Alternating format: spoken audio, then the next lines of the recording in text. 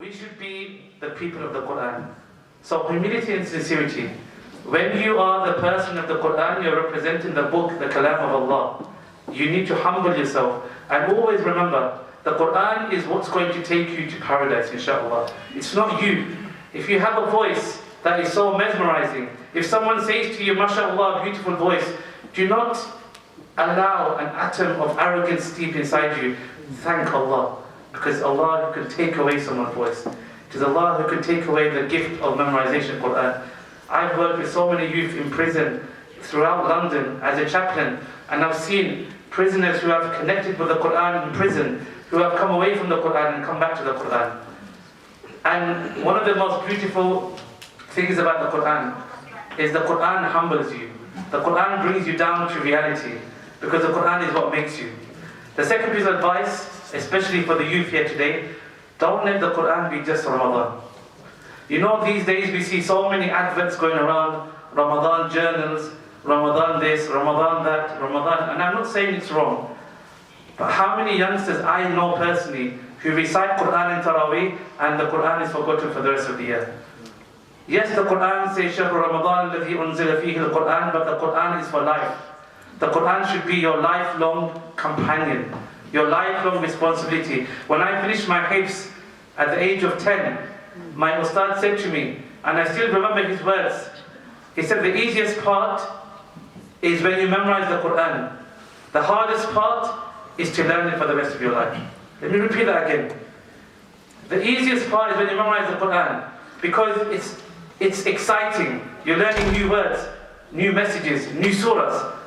But the hardest part, I would not be ashamed to admit, I struggle to even read a juz every day because of my hectic schedule. But we have to make time for the Quran. So when you are becoming a Hafidh or Hafidha, those of us seated here today, you have actually taken a lifelong responsibility of the Quran. Because the Quran should be your everyday partner. Your morning, your afternoon, your evening should never be neglected without the recitation of the Quran, without listening to the Quran. Let the words of the Quran be your every single moment of your life. Let the Quran be the center and the focal point of your life. And the last piece of advice you may have heard today, earlier, one of my cousins who was 30 years old, he passed away last night. He was stabbed to death. He was someone that loved the Quran. In fact, I remember when I wrote my first book a few years ago, I gifted it to him. And you know what he said to me? He said, one of my dreams is to become a Hafidh. I want to be just like you. And I know so many people in the world who say, I wish I'd done Hifdh. I wish I'd done Hifdh. I wish I just memorized one surah. And that's what the Quran says. On the day of judgment, there will be people who say, I wish I could come back to this world and just do one more good deed. I didn't know 1 o'clock in the morning I would get a phone call today that he was stabbed to death.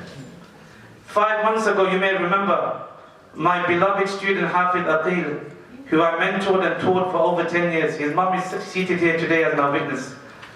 He was someone every year, believe it or not, every single day in Ramadan for nearly 10 years, he was my hifdh buddy. He would call me at a specific time and he would listen to my Quran. And this is the first year he won't be there to listen to my Quran. How did I know that last year was going to be the last time I would recite the Quran with him in Taraweeh in this masjid?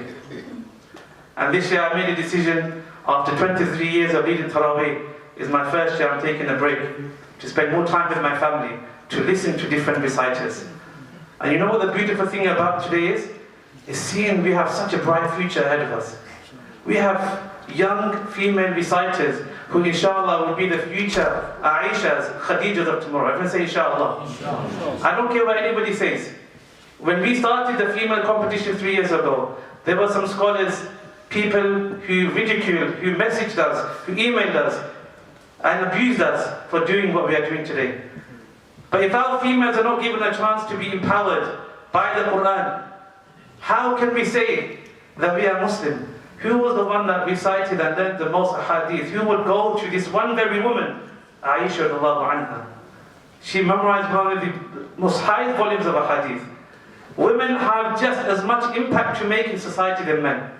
And I'm so proud that we had a male and a female host today, alhamdulillah. And my last and final piece of advice, please support the work of National Huffadh. I know some of you may know I stepped down as the CEO last year, but the work of the Quran will continue. We need your support. Wallahi, my dear brothers and sisters, we don't earn a single penny.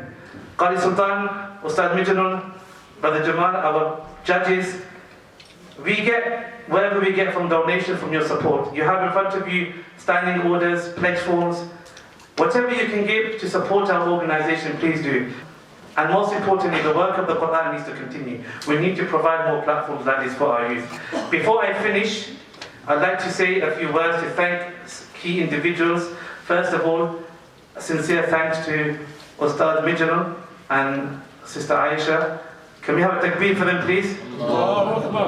For not just hosting today, and also Qari Sultan, takbir for Qari Sultan as well, mashallah. He works for Nikah and he did 2 nikahs today, mashallah. No, he's on Nikah, he's already married, but mashallah. But he's my dear colleague, he's someone I have the highest and utmost respect for. Despite his hectic schedule, he always makes time for the Quran. So please make dua for him as well.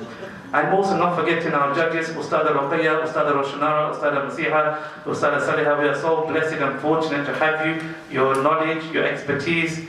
Through challenging times, you stood by us. May Allah bless you all. Your reward is with Allah. Our 3 judges for this year's competition, we have Mufti Abdullah Al-Ma'mun, who's seated here today, and Qari Ilyas and Muhammad Yusuf are not here with us. May Allah bless them as well.